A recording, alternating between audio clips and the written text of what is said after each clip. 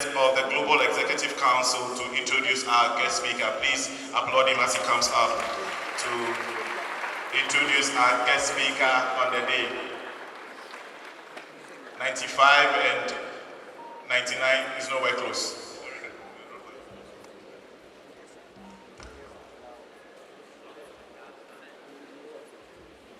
To introduce our guest speaker for today, he's one of our own, Santa 94, Honorable Godfred Yeboah Dame was born on June 1979. Godfred Yeboah Dame obtained his GC ordinary level and advanced level certificates from Addisadel College between 1989 and 1996.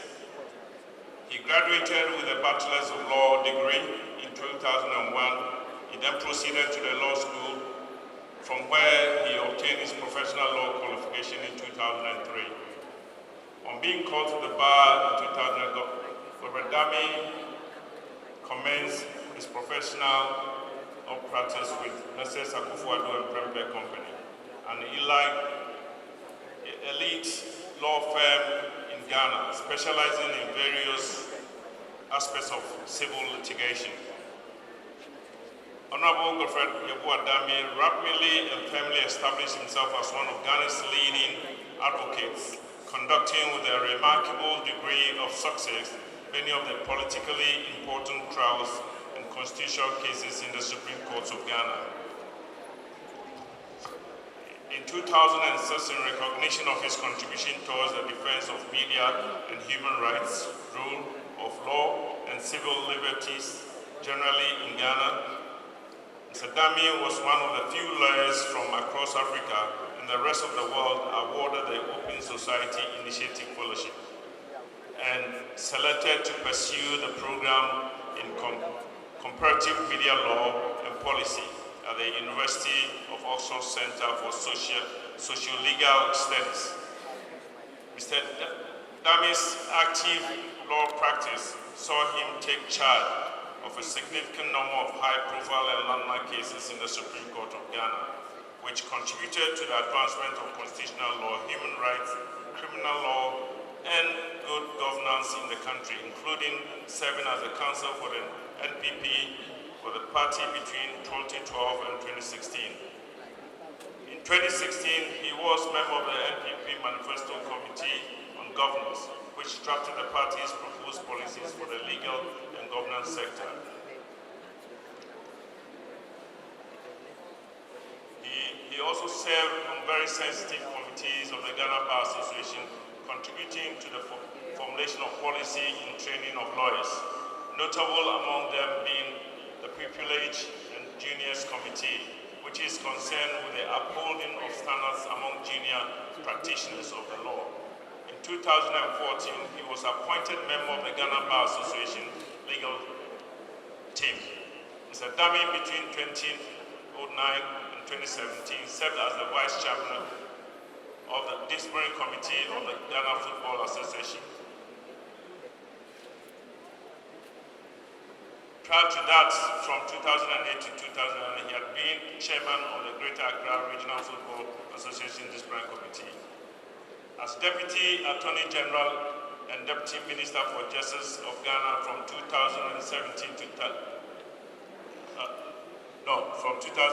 to 2017, he distinguished himself in active defense of the government in various high-profile lawsuits against the government and international arbitration involving the government of Ghana.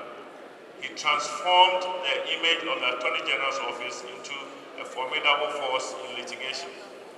He later became, he's now the Attorney General. Yes. Mr. Dame is a member of the National Security Council, the Police Council, the Judicial Councils, the General Legal Council, the Board or Legal Education, Public-Private Partnership Committee, and the Legal Service Board. He's a Christian and married to Dr. Jocelyn Asime Dame, a medical doctor with whom he has 2 children. Let's welcome our own Sir Godfred Dame, Honorable Godfred Dame, Santa.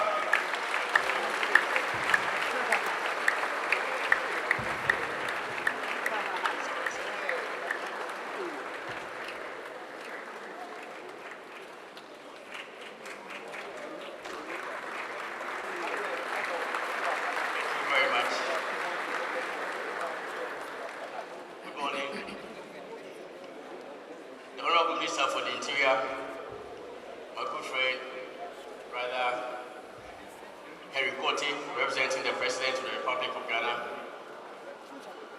the Ogwahini, Samuel Makusiata, of course, a proud Santa Clausian.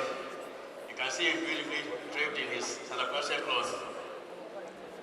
The National Security Coordinator, Mr. Edward Attoney, of the 1999 year group. I'm still talking about 1999. The MP for Addisadel, also of the 1999 year group. My good friend, George Opariado Pablo, the NDC National Youth Organizer, the Chairman of Addisadel College Board of Governors, President and members of all Santa Clausians, the Headmaster, the staff of Addisadel College, Mr. Samuel Gudu, the Anglican Bishop of Cape Coast, Bishop Atabafu, with whom I serve on the Judicial Council. Of course, my beautiful wife, Dr. Joyce Nasibi, who is privileged to be here and indeed has associated herself as a Santa Clausian. Invited guests, members of the press, ladies and gentlemen, indeed it is a distinct honor to be called upon to deliver message at this historic event.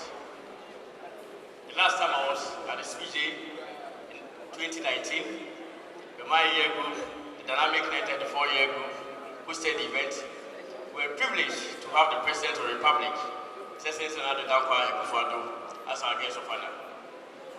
Today, I know His Excellency would very much have loved to be here, but for the very demanding schedule he had today. The President was indeed determined to honor Addisadel as the only school whose speech and prize giving day he has attended twice in the past 5 years. And he knows the unique bond he feels with this institution. The President always acknowledges that at home he is surrounded by Santa Clausians. His brothers-in-law, the Griffith Randolphs, are all Santa Clausians, with the exception of just one. And they took inspiration from their late father, of course, the First Lady's father, the late Jacob Hackenberg, Godfred Randolph, who was the Speaker of Parliament in the Third Republic. Remarkably, the husband of the President's sister-in-law, the famous Captain Spencer, was also a Santa Clausian. He's also a Santa Clausian. He is not dead. The President was therefore determined to honor this invitation, but for the very dire demands of the schedule. Mr. Chairman, I take note that in March 2019, when my year group sponsored the speech and prize giving day, and I attended, I was a Deputy Attorney General and Deputy Minister for Justice. My very good friend of over 30 years, who was my senior at Addisadel College, but later became my junior at the bar, Andrew Japamesa, was also just a member of Parliament for second year. Our very senior fellow Santa Clausians, Mr. Katie Hammond, as well as Mr. Alan Chamantin, were all serving the government in different capacities. Katie Hammond was just a member of Parliament for Asukwa. Mr. Edward Attoney, a member of the 1999 year group, was also a Deputy National Security Coordinator. Indeed, today, as we return to the hills of Addisadel in 2024, we've all been elevated as substantive ministers of state in the government of President Akufo-Addo, with Edward Attoney also appointed as substantive national security coordinator.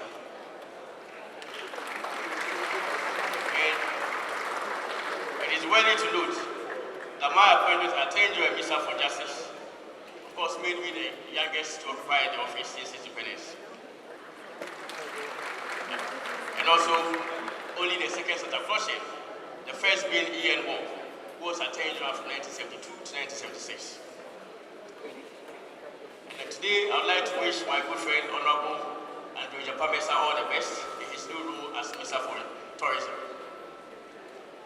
A member of my year group 1994, Meku Duka, currently serves as Deputy Minister for Lands and Natural Resources. And indeed, still in government, we still have Honorable John Peter serving as Minister for Railways. And the chairman of the MVP at the time we came to this college in 2019 was also a Santa Clausian, Mr. Freddie Blade. And I recall all of this to highlight the preeminence and strong attachment of Santa Clausians to the MPP government. And indeed, it's an election year, and I know Santa Clausians, we are very wise, you know what to do. Mr. Chairman, it is an honor to return to Addisadel Hills as guest speaker on this auspicious occasion, 30 years since I completed my O-level examinations. And when I acknowledge and give a shout out to all Santa Clausians 1994 year group members here in present. Our beloved college is not only the standard bearer of Anglican education in Ghana, but has also firmly established a reputation for being one of the very best high schools in Africa. Old boys of Addisadel College have been very instrumental in the affairs of state, from pre-independence to the liberation of the Gold Coast, from colonial rule, and in the steps towards establishing a system of government and propelling the development of Ghana. 3 days ago, Ghana celebrated its 7th anniversary as an independent nation. And as pictures of the proclamation of our independence were shown on national television, I could not but notice that standing on the podium with Dr. Kwame Nkrumah at the old polo grounds on the midnight of 5th March 1957 were at least 2 Santa Clausians, Ojobotu, who was to become Minister for Education in Nkrumah's administration, and Komla Bedema, who was to be appointed Minister for the Interior. Ironically, Nkrumah's regime was overthrown in 1966 by a coup d'etat led by Santa Clausian of the Africa. Indeed, this coup would go on to produce men who would contribute towards the building of Ghana as a strong republic, notable amongst them being speakers of parliament, many chief justices of our republic, many distinguished legal luminaries, eminent traditional rulers, including Otumfuo Opoku-Ware II, and of course, the current Obuahene, Osabe Makusiata II.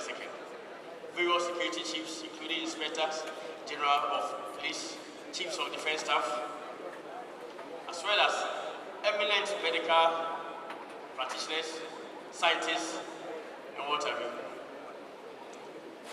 Mr. Chairman, the importance of the theme chosen for the celebration, powering education through sustainable solar energy, cannot be lost on anyone.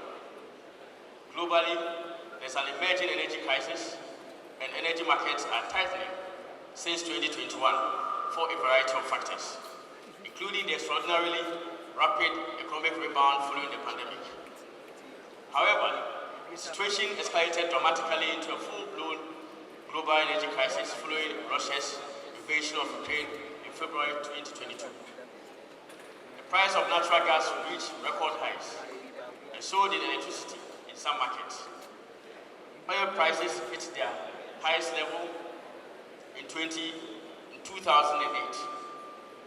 Higher energy prices have contributed to painfully high inflation, inflicted poverty on families, forced some factories to curtail output or even shut down, and generally slowed economic growth to the point that some countries are heading towards severe recession. Coming home, Ghana has for some time been experiencing severe electricity challenges, with the 2012 to 2016 power crisis being the most intense and most protracted in the history of the nation.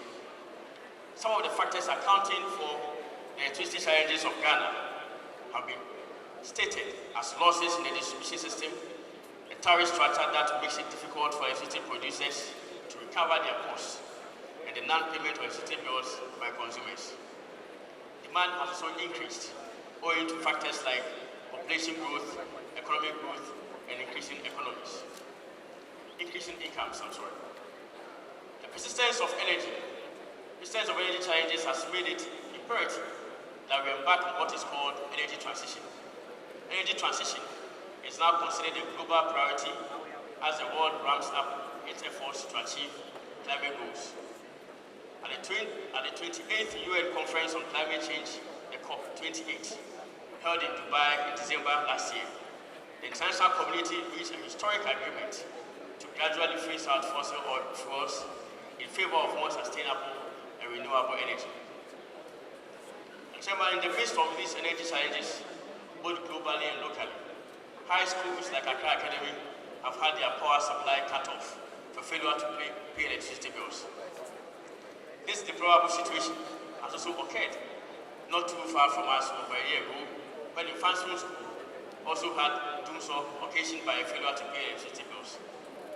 And as for the Patriotic boys, they have gone on record for having regularly failed to pay their electricity bills. The school's hardest hit, and I'm not surprised that the president has still not been to Fansman since he became president in 2017. The schools hardest hit are those in low-income areas. The theme for the 114th Speech and Prize Giving Day thus demonstrates the foresight and vision of the 1999 year. It's a call for us to have an honest discussion in our entire society about meeting the energy needs of high schools in our country. The United Nations Climate Change Action Policy estimates that the share of renewable and solar energy in the global power supply will need to more than triple by 2050 if the planet is to attain its climate neutrality goals. Secondary education is critical to the growth, development, and the future of the nation as it results in a more enlightened and empowered society. That is why the free SHS policy introduced by the government of President Yeboah Dame is indeed a serious game changer for the country's future. However, the supply of reliable, efficient, and affordable energy is a necessity to the sustenance of the free SHS program in the country. The adoption of the free SHS policy by the people of Ghana, with education made accessible to all throughout Ghana, undoubtedly implies an increase in the energy demands of senior high schools in Ghana. It has become imperative for us to promote and deploy renewable energy efficiency measures in Ghanaian high schools in order to not only avoid the undesirable situations where schools have their power supply cut off for non-payment of electricity bills, but also, more importantly, it will help improve the learning environment of our schools. Solar energy, in my respectful view, is the most viable form of renewable energy the nation can rely on. As is clear, solar energy is derived from a natural source that is replenished at a far higher rate than it is consumed. Indeed, together with wind, sunlight are sources of energy that are constantly being replenished. Solar energy is the most abundant of all energy resources and can even be harnessed in cloudy weather. According to the same United Nations Climate Change Action Policy, published on the website of the United Nations, the rate at which solar energy is intercepted by the Earth is about 10,000 times greater than the rate at which mankind consumes energy. Sunlight, therefore, is indeed plentiful and all around us. Chairman, the versatility of solar technologies is worthy of mention. They can deliver heating, cooling, natural lighting, electricity, and fuel for a host of applications. Solar technologies convert sunlight into electrical energy, either through photovoltaic panels or through mirrors that concentrate solar radiation. By dint of Ghana's privileged location on the planet, we are endowed with solar energy as a country. We cannot miss out on the opportunity for sunlight to make a significant contribution to the energy mix by ensuring that direct solar energy is available for every individual. Every senior high school, especially the boarding institutions, ought to make solar energy their main source of energy. Research shows that the cost of manufacturing solar panels has plummeted dramatically in the last decade.